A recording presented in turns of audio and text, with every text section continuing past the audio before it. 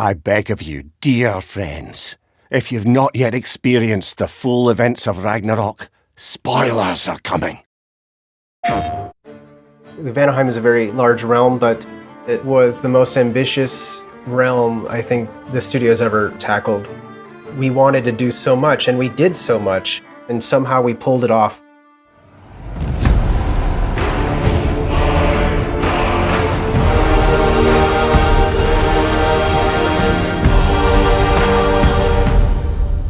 Hi, my name is Aaron Contreras, and I am a senior environment artist at Santa Monica Studio. My name is Lena. My role on the game is a 3D environment artist. My name is Jeremy War, and I'm a senior staff level designer. My name is Elizabeth Bright, and I'm a level designer at Santa Monica Studio. Hi, my name is Christopher Lloyd, and I'm the lead visual effects artist. My name is Carol Williams. I am the level design producer on God of War Ragnarok. As a level design producer, I help create the world that you see in the games. We work very closely with the environment artists, VFX artists, lighters to really bring the world together. My role as a level designer, I get to create a lot of the really interesting and different gameplay spaces that the player gets to play through. Level designer will create the map already with some very simple environment. Our job is to make it pretty and make it real. So my role as a visual effects artist, if you made a cake, we would be the frosting. So we add the art on top of other art. For example, Kratos' blades, we do the fire on them. If there's weather, snow, magic, that's all visual effects.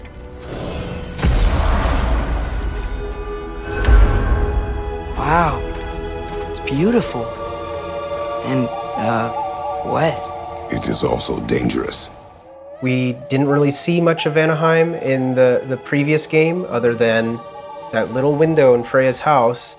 So what we did was we took that little window and we just really expanded that, and we almost kind of turned that into like multiple different biomes all within one realm. You know, you've got the jungles, you've got the savannas, you've got these ruins, you've got caves, you've got kind of like swampy areas. And they all kind of retain a little bit of that palette from that original window. We pull a lot from Norse mythology as we're creating the different realms, but we've also added our own unique twists and inspiration to each of the realms, so the player is surprised each time they play through, with the added layer of Fimbulwinter and the upcoming war to add tension and build interest as the player plays through these different sections.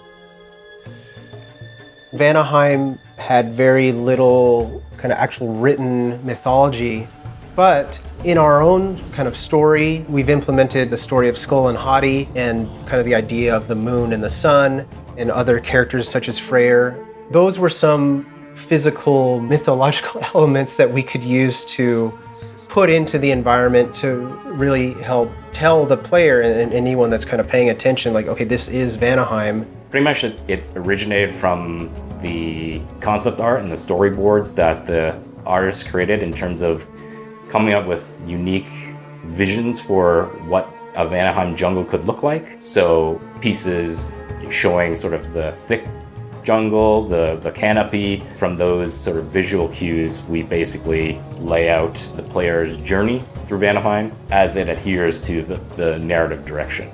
Vanaheim is extremely different than all the other realms that we visit.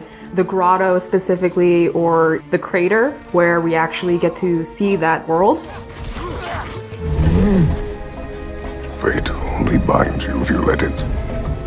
Do what is necessary, not because it is written.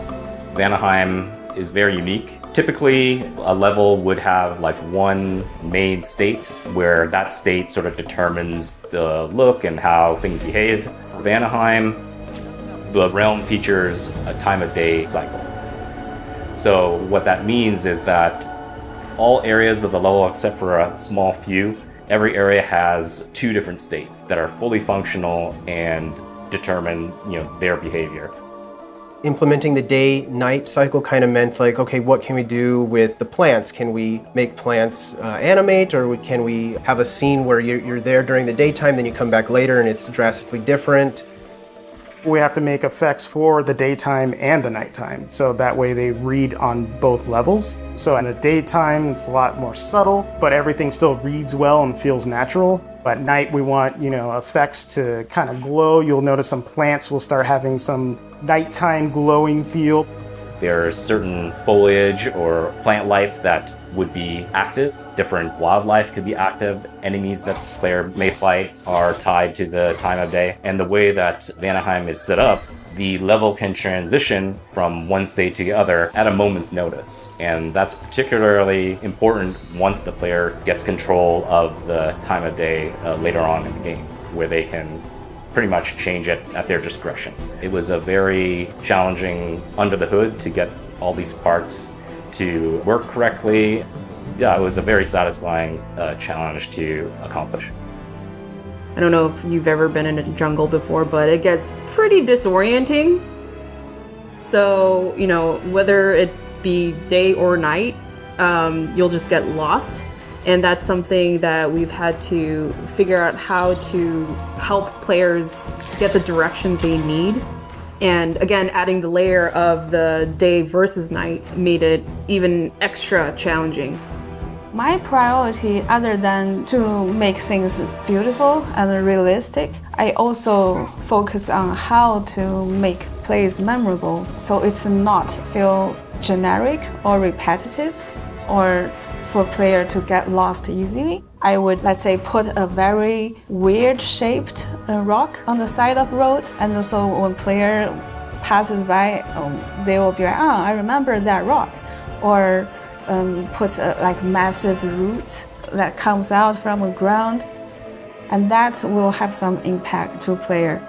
What we can do to help the player is kind of guide them through kind of environmental storytelling. We're also thinking about what other kind of elements can we put in there that kind of remind the player of the story, or of things that have happened, or maybe are foreshadowing things that are going to happen. If there's an enemy coming up that you've never encountered before, maybe there's some bones or some footprints on the ground or scratch marks, something to kind of indicate, something's coming that you weren't expecting.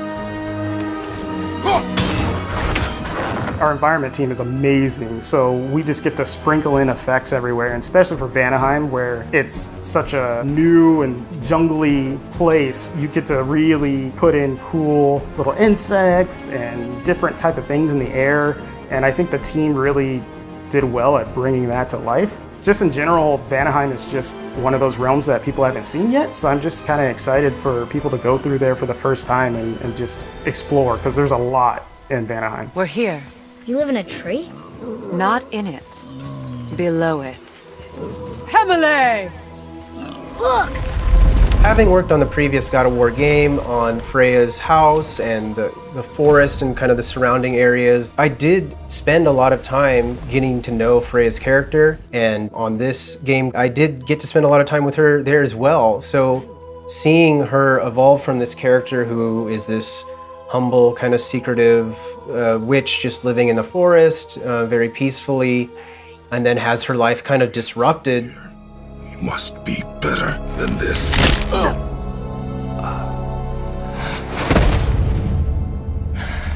In the last moments of God of War 2018, what Kratos had done to Freya by killing her son. He saved your life! He robbed me of everything! We left off seeing Freya very angry and bitter towards Kratos, wanting revenge.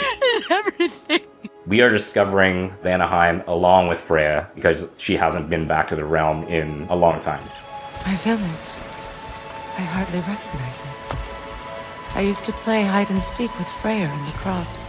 At harvest time, we'd dance and feast until the sun rose. Why did I have to come back here and be reminded of all this? We want to show sort of the decline that the realm has suffered in her absence, sort of the heartbreak that she would feel when she revisits areas that were once vibrant, that have now succumbed to Odin's forces and their occupation of Vanaheim.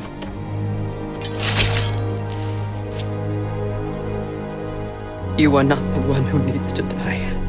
Just in the environment art alone, you can see this realm used to be something much greater. Freya used to be someone much greater. She used to be a queen, but that's all but forgotten now. All you see are these strewn bits of stone and metal and everything just intertwined with the jungle environment.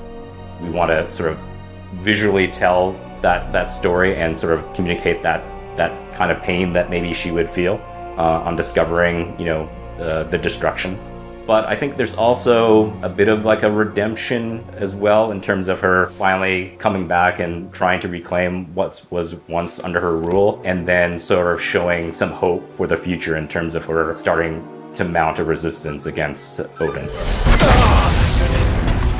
On your right! Just seeing everything put together, seeing what environments did with all the creatures and the animals and the plant life. My proudest moment with our game is just seeing all of it from start to finish coming to life. The people that worked so hard on it, they really worked hard to pull that world together, and it really shows in how fun it is, even how beautiful it is.